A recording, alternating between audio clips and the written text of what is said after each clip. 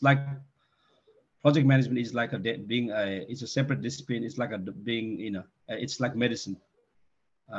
In the US, if you don't have a project management degree, you will not get a job as a project manager in the current market scenario. In Australia, you have to have some sort of certification or degree to get a job as a senior project manager. So I think in the next 10 years, you'll need a degree in Australia also. In Nepal, not like that, because it's a very new concept. People really don't understand what project management is. They think it's like construction management, engineer, and there are overlaps. Some of it is true also, but not entirely true because it's a separate discipline on its own, expert discipline. And if they recognize that, they need to invest in the education system, have separate courses, have degrees at the university, establish the degrees systems, and establish the traineeship for the young people also, so that they can join they can later become PMs. And in the companies, private sector and government, they can still do a mentorship program, right? And the other thing is the older population or the senior professionals, they can still go to project management courses.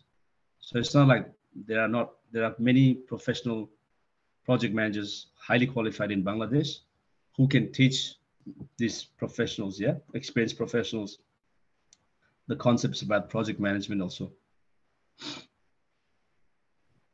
Thank you very much. You have rightly pointed out that project management is not the same as construction management or engineering management or developing a road or a bridge only. Project management itself a very specialized knowledge. It requires special attention, special education, special mentorship, special internship.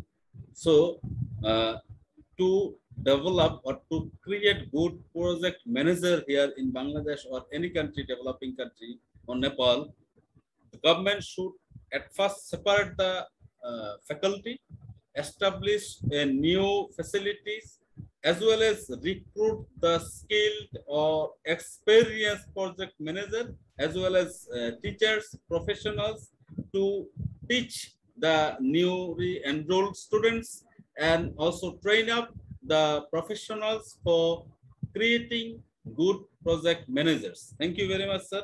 So in this regard, what steps can government or private sector take to enhance their capacity? Because we know in Bangladesh or in Nepal, in the subcontinent, we undertake a project, but we cannot implement it in time. We calculate a project cost, but we cannot implement the project in this calculated cost. So obviously corruption as well as lack of efficiency is there behind these two failureness. So how we means the government can increase their efficiency in project implementation? I think the first thing is the awareness. Like I said, we need to recognize this. And at your level, you're fairly high up in Bangladesh. You can convince the government, professionals like you can convince the government that it's a separate discipline that we need to recognize. And in the government offices, the ministries, they need to have a separate project management office, which will provide that governance, provide that training and mentorship and leadership for project managers, right? The problem I see in Nepal is there's a National Planning Commission, and that tries to act as the project governance authority, but it's not possible. There's only one, and then there's like 5,000 projects in the country, or 10,000 or 20,000 projects, you know what I mean, from small to large. Not possible, and they try to, even the large projects, they try to govern, but they don't have the skills. The people at the National Planning Commission are economists. They are experts in their own field, but they don't have any project management expertise. See what I'm saying? So it's not like they're not good at what they're doing, but they're more like economists or specialists in their own field, like education or population or health experts, but they're not the project management experts. They're not project governance experts. So in each ministry, in each big department, in each utility authority like water, energy, they need to have a project governance office or a project management office, which will uh, which should hire proper project management professionals that can help in the governance of the projects, help train people, at the same time help them make decisions, help them plan the projects, and you'll see within 2-3 years that capacity will improve. Because at the moment we're saying it's highly corrupt and we're lazy, but corruption is probably true, but we may not be lazy. You know what I mean? Because people are working from their perspective. They're working. I'm an engineer in Bangladesh in a large authority. I'm working. I'm going to office every day. I'm checking the drawings. Yeah, it didn't happen. You know what I mean? So I think that needs to be recognized, so that we need to have a special, like in the developed countries, the people that work on projects are highly qualified, highly experienced. They have a lot of courses under their belt. Even, I'm talking to you today, but there's like thousands of people like me that are more qualified. You know what I mean? And you can see how many people in Bangladesh are there 1,000 project managers that have a master's degree or a PhD in project management. Yeah. So thank you. Thank you very much, sir. You have rightly pointed out that a planning commission could be there to look after the project. But this commission is full of economists, educationists, scientists, engineers, doctors, all this. But they are lack in project managers. So without good project manager, efficiency in project management will not come. So it is a very simple math.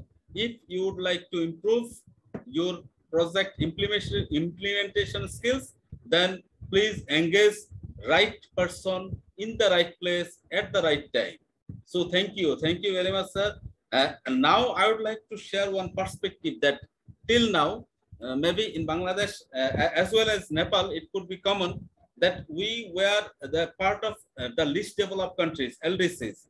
So as a least developed country, most of our projects, especially the development projects, were financed by the development partners as well as international project donors. So after the LDC graduation of Bangladesh in 2026, most of the donation will stop, and the development partners or donors, they will come with a new phase. So no donation, no grants project will be there. So in such a scenario, what would be the new features of projects, especially the development projects?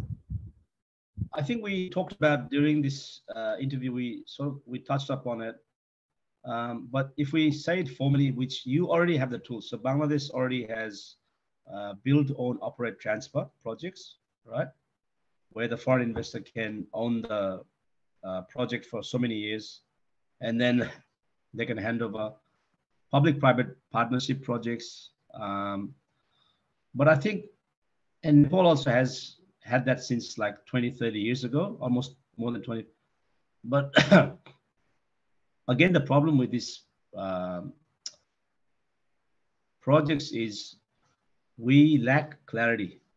The government doesn't do enough homework, which is the front end. We call it the initial planning, the initial studies. The government doesn't do enough of that. So as an investor, you're not confident with the data you're getting.